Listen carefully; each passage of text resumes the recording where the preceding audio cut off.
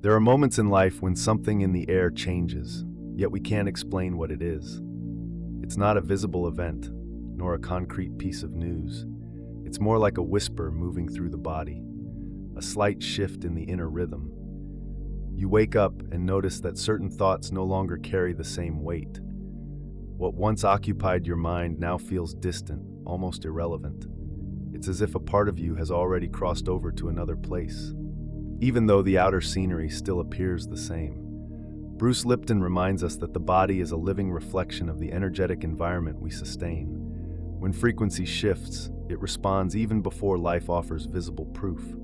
Subtle signs appear, a fatigue that isn't physical, a deeper sleep, a quiet change in what draws your attention. These are silent responses to an inner field that is reorganizing. Joe Dispenza says the quantum leap doesn't begin when something big happens on the outside, but when delicate adjustments begin within us, so subtle that the rational mind often calls it nothing happening. Yet this nothing is, in fact, the point where old patterns begin to dissolve and new possibilities start to take shape. These strange sensations, the inner silence, the disconnection from the old, the mix of lightness and emptiness, are not signs of a standstill. They are indications that you are crossing a vibrational threshold. The paradox is that, in the moment when it seems there is the least movement, the field is carrying out its most intense reorganization. And if you know how to listen, you'll realize this can mean your leap is much closer than you think. Before every great orchestra, there is a moment when the sound disappears. Hands rest on the instruments, the conductor has yet to raise the baton, and the audience holds its breath. This silence, charged with expectation, is not empty. It is the space where everything is preparing to take form. In the quantum leap, there is a similar moment, a vibrational pause where on the outside nothing seems to be happening, but inside every part of your field is being adjusted with precision. This stillness can be unsettling, especially for those conditioned to equate constant movement with progress. Bruce Lipton explains that during this period, the body is already responding to the new frequency, regulating internal processes so the transition can happen smoothly. It's as if the cells were silently organizing themselves to receive a new program. Joe Dispenza adds that the quantum field is sensitive to the internal state, and that this fine-tuning is necessary for change to stabilize before it becomes visible. If action comes before coherence, the signal sent to the field will be weak or inconsistent. That's why apparent rest is actually the invisible foundation for the decisive movement to come. The silence before the orchestra may be perhaps the most powerful moment of all. It's where energy gathers, the body aligns, and the field prepares to respond. And when the baton finally lifts, the music that follows is not the result of haste, but of harmony, cultivated in that precise interval. There comes a moment in the process of change when the old begins to dissolve, not with a crash, but like something slowly losing its color and shape. Interests that once felt essential no longer attract you.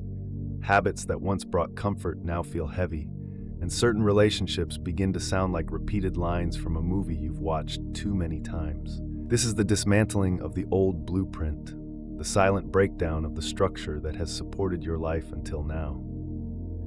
Bruce Lipton explains that when internal vibration shifts, the body and mind no longer find coherence in the previous pattern. What once made sense no longer resonates, and this disconnection is a sign that your biology and energetic field are moving away from an old timeline. Forcing yourself to remain there, trying to revive what is already dissolving, creates physical and emotional discomfort because the body is saying, "This is no longer yours."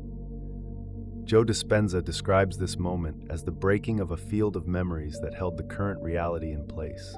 By disconnecting from it, even without knowing what the next scenario will be, you begin to weaken the energetic bonds that kept you tied to the past. It's like dismantling a house brick by brick before building a new one, an invisible job to those watching from the outside, but fundamental for what's coming. This dissolution, though it may bring a sense of loss, is the clear sign that inner space is being freed. It is the ground being cleared. And as tempting as it may be to rebuild what is falling apart, the quantum leap requires that you allow the old blueprint to be dismantled completely so that the new can be born with strength and stability. The liminal state is like having one foot in each world. On one side, the territory you already know, made up of habits, beliefs, and stories that have sustained your life until now.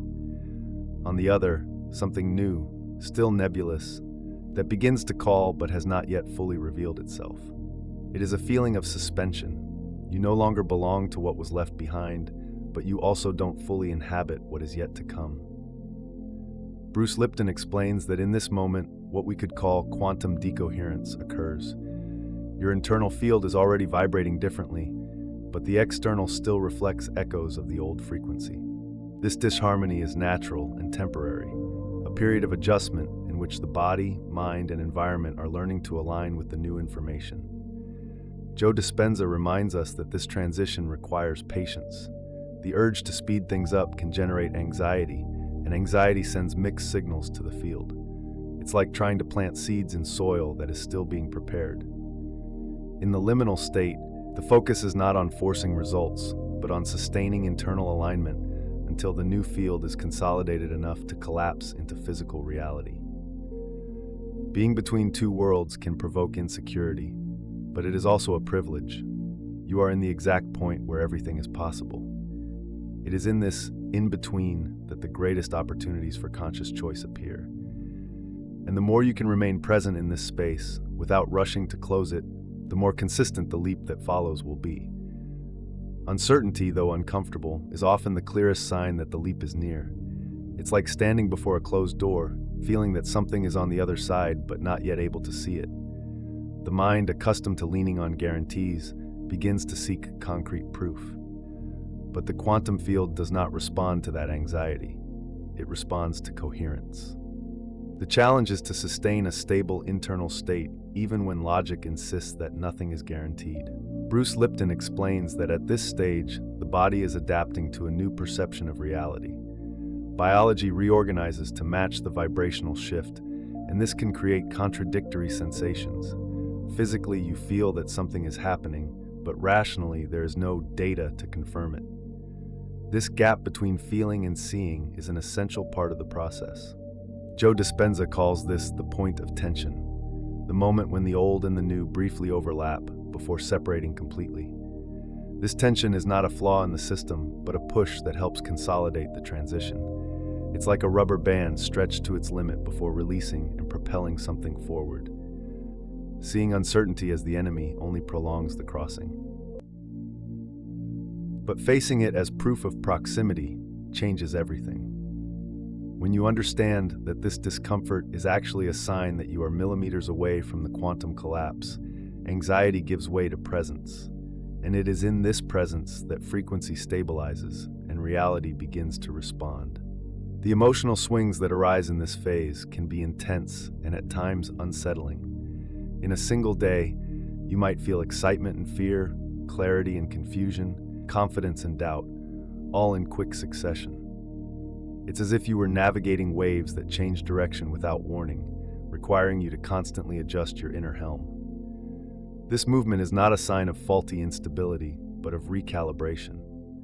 Bruce Lipton explains that when the body and mind are adapting to a new frequency, the nervous system undergoes a fine-tuning process. This means that old emotional responses still try to surface, but are already losing strength, while new responses are being integrated. This back and forth is in practice, the body testing new connections and shutting down old ones. Joe Dispenza points out that these variations are part of vibrational training. It's like a muscle that, when exercised, alternates between fatigue and strengthening. Each time you move through a swing without fully identifying with it, you strengthen your ability to remain stable in the new frequency. Resisting these mood changes or trying to fix them by force tends to prolong the process. Observing, breathing, and remembering that these oscillations are signs of movement helps reduce the emotional load. And little by little, what once seemed like rough seas transforms into gentler waves until navigating in the new frequency becomes natural. The last mile test often comes unexpectedly. Just when you feel you've made great progress, old challenges resurface, sometimes with the same intensity as before. These are situations, people, or emotions you thought you had overcome appearing again as if to prove something. It's easy to think this means you're going backward, but in reality, it is one of the clearest signs that the leap is near.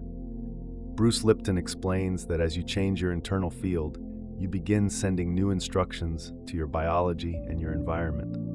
However, until this change stabilizes, the system tests whether you've truly abandoned your past responses. It's as if the body and mind want to confirm that this new frequency is solid enough to withstand the same old pressures. Joe Dispenza compares this moment to an energetic checkpoint. The quantum field presents the same circumstances as before, but now you have the opportunity to respond differently. Each reaction consistent with your new identity weakens the old timeline, while any return to past patterns reinforces what is in the process of dissolving. The last mile demands attention and presence. It is not the time to rush just to get it over with, but to consolidate what has been built internally.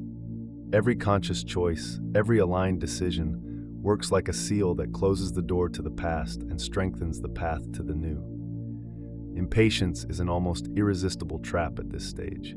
After feeling that something is shifting internally, it's natural to want to see its reflection in the outer world right away. But trying to force results now is like pulling up a freshly planted seedling to check if it's growing. The gesture not only interrupts the process, but can damage what was silently blossoming. Bruce Lipton reminds us that the body needs time to integrate a new biological program. The cells, neural circuits, and even the hormonal system are adapting to the new vibrational field you're sustaining. Pushing for quick results sends the body and the field the message that it's not ready, or that something is missing, and this perception directly interferes with the stability of the change. Joe Dispenza reinforces that the quantum field responds more to sustained coherence than to intense actions taken in desperation. Patience here is not passivity. It is a way of keeping the vibrational signal stable, giving the field the ideal conditions to collapse the new reality. Respecting the time of silence means understanding that it is fertile. It is in this seemingly still space that synchronicities begin to align and invisible pieces find their place. Rushing may feel like movement, but it is calm presence that ensures the leap happens in a solid and irreversible way.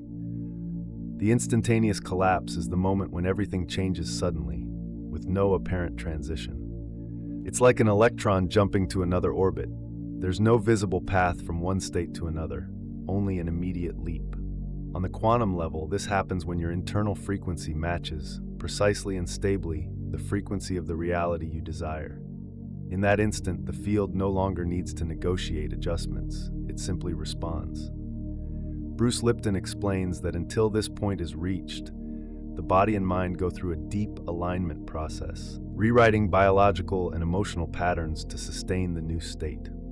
When this alignment is complete, physical change can occur so suddenly it feels magical, but in truth, it was silently prepared all along. Joe Dispenza describes this moment as the perfect intersection between clear intention and coherent emotional state. It's not about trying to change, but about already vibrating as if the change has happened. When that coherence is total, the collapse occurs effortlessly, as the quantum field simply reflects what is already complete within you. Curiously, this instant is often not marked by spectacle. It might come through a simple conversation, a seemingly small decision, or even the absence of a reaction to something that once would have triggered conflict.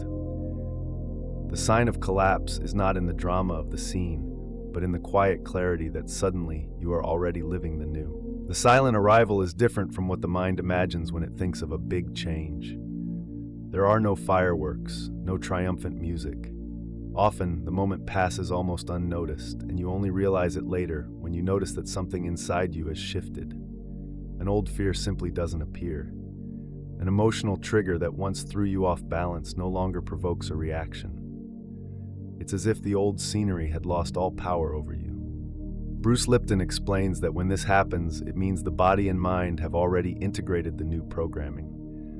The cells, the nervous system, and the emotional field are responding coherently to the new frequency. And so there is no longer any struggle to sustain what has been created.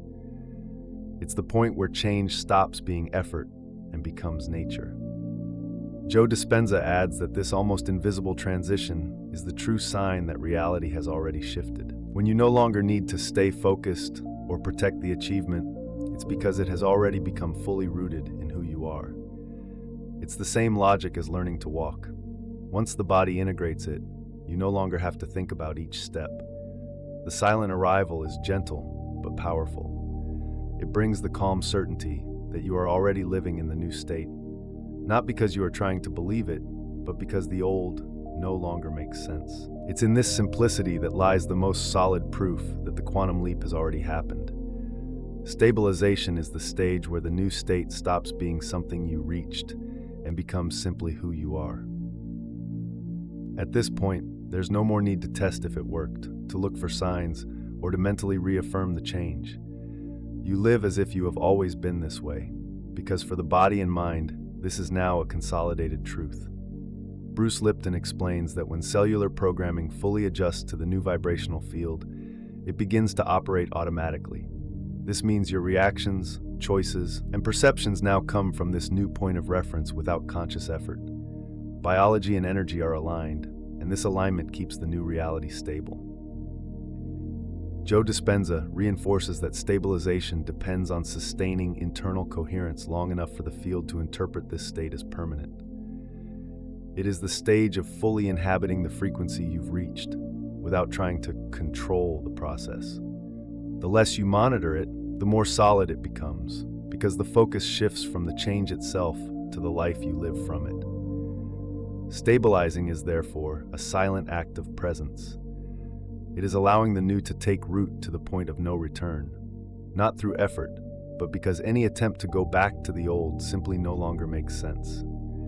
This is where the quantum leap completes itself, becoming solid ground for everything that will come after. Bruce Lipton reminds us that when you change your internal field, the body and mind begin to rewrite their very programming. Even before anything visible happens in the outer world, your biological system is already adjusting every cell to operate in harmony with the new vibrational environment. This is why many signs of a quantum leap appear as internal sensations and subtle shifts in perception, long before material reality reflects the transformation. Greg Braden reinforces that the field does not respond to the amount of effort, but to sustained coherence. Living as if you are already in the desired state is the final seal that consolidates the manifestation. When you inhabit this new frequency without needing to check all the time if it's working, the field understands that this is your truth and keeps the experience stable. What you feel now, however strange it may seem, may be exactly the symptom that you are millimeters away from crossing the threshold. The silence, the disconnection from the old, the emotions that come and go with intensity, all of this is not proof that something has gone wrong. It is proof that the process is alive and underway. The quantum leap rarely arrives with fanfare. It announces itself in the softness of a thought that no longer exists, in the absence of a fear that was always there, in the quiet clarity that you are no longer the same person. Recognizing these signs is more than inspiring. It is the silent confirmation that the change you sought has already begun.